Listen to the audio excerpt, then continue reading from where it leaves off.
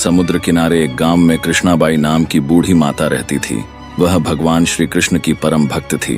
कृष्णाबाई का वास्तविक नाम सुखिया था। घर घर में झाड़ू पोछा, बर्तन और खाना बनाना ही उनका काम था। कृष्णाबाई रोज फूलों की माला बनाकर दोनों समय श्री कृष्ण जी को पहनाती थीं और घंटों कान्हा से बातें करती थीं। गांव के लोग यही सोचते थे कि बुढ़िया पागल है।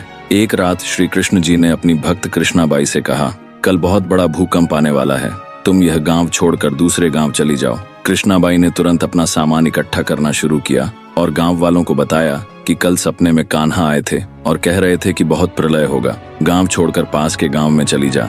अब लोग उस बूढ़ी पागल की बात कहाँ मानने वाले थे। जो सुनता वही जोर जोर से हंसने लगता। कृष्णाबाई ने एक बैलगाड़ी मंगाई, अपने कान्हा की मूर्ति ली, सामान की गठरी बांधी और गाड़ी में बैठ गई। लोग उसकी मूर्खता पर हंसते रहे।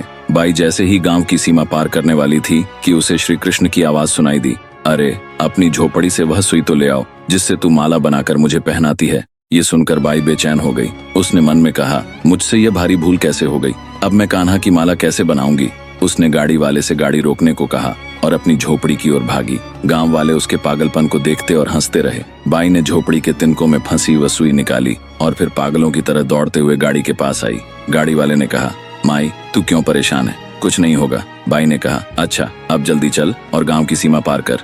गाड़ी वाले ने वैसा ही किया। अरे ये क्या, जैसे ही सीमा पार हुई पूरा गांव समुद्र में समा गया, सब कुछ जलमग्न हो गया। गाड़ी वाला भी अटूट कृष्ण भक्त था। भगवान ने उसकी भी रक्षा करने में कोई विलंब नहीं किया। जब तक उस भक्त की एक सुई गांव में थी, पूरा गांव बचा था। इसलिए कहा जाता है, भरी बदरिया पाप की, बरसन लगे अंगार, संत न होते जगत में, जल जाता संसार। अर्थात यदि इस दुनिया में संत और अच्छे व्यक्ति न होते तो यह संसार कब का नष्ट हो चुका होता।